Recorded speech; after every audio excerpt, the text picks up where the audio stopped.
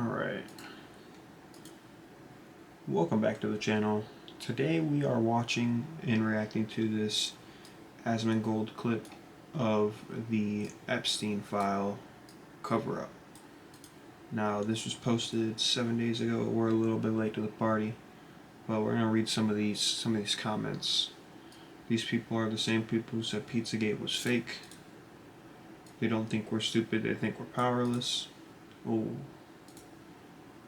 Apparently we haven't fired enough journalists. There's one big club and you ain't in it. George Carlin. Here instead of watching Bad Bunny at the Super Bowl. Release the Epstein files to ignore the Epstein files. Gaslighting 101. Deny, deflect, obfuscate. I don't even know what that word means or is. The Atlantic is clearly involved. Pizzagate and Balenciaga ad campaign. So everybody at the Atlantic is in the files. They want to have their babies and eat it too. That's wild. Okay, well let's get right into this video. We're not gonna hold you any further. About the Atlantic saying there was never an Epstein conspiracy, but the owner is literally friends with Ghislaine Maxwell. Wait, what? So the Atlantic posted, I guess, an article here, what everyone assumes about Jeffrey Epstein. The Epstein files reveal that plenty of powerful people tolerated or participated in disgusting, shameful, and even criminal behavior, but they also bolster the case that there was never any grand conspiracy. I beg to differ. Man. This is the great fake sex trafficking epidemic. And so this is, by the way, this is the person apparently that owns the Atlantic. Isn't that convenient? I feel like that's very, very, very convenient. What does it even mean to be in the Epstein files? The case. The person who owns the Atlantic is literally pictured with Ghislaine Maxwell. I don't know if I'm pronouncing her name right, but of Jeffrey Epstein association seems to imply guilt, and so the release of the so-called brother, the so-called Epstein files. Are we reading this correctly? Guys, yeah. Guys.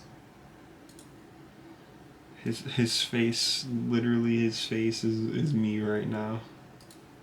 Guys, the assumptions are all widely held but poorly substantiated. Some Americans are already primed into believe in international pedophilia rings. Bonus points if they were run by wealthy Jews who were perhaps on the Mossad payroll, as many conspiracists have insisted that Epstein was.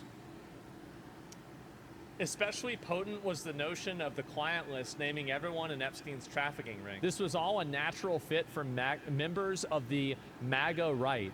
They're actually sweeping. I can't. This is crazy. I can't believe this. They're actually trying to downplay and sweep for the Epstein files. Are newsworthy. Some of Epstein's male friends seem to have relied on him for introductions to young but not underage women. Well, how do we know that? How do you? Epstein tells 50 about a beautiful 26-year-old woman, and so 26, right? Like, it's just, they are downplaying this so insanely hard, but more unseemly or even criminal behavior may as well come out. Perhaps evidence. You wonder why they're downplaying it super hard. They're friends. They're literally friends. Evidence may even emerge to prove that Epstein systematically trafficked, but so far none has. I'm just reading this, and it's just like, you're a senior editor at the Atlantic. I didn't think it was real. You control F. Epstein. They mentioned him a couple of times. Oh my God. It's actually real. As outrageous as these allegations were, their timing may have made them sound less fantastical to some. Like, again, using this, like, whimsical Lord of the Rings language. Yeah, I get it. This is the same journalist posting the other article a couple of days ago. America will be reading the Epstein files for decades. You're not wrong. There's like 10 million pages. The great fake sex trafficking epidemic. This is wild work. The great fake child trafficking epidemic.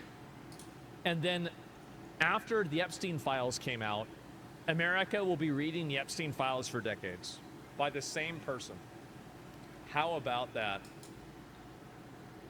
This is wild.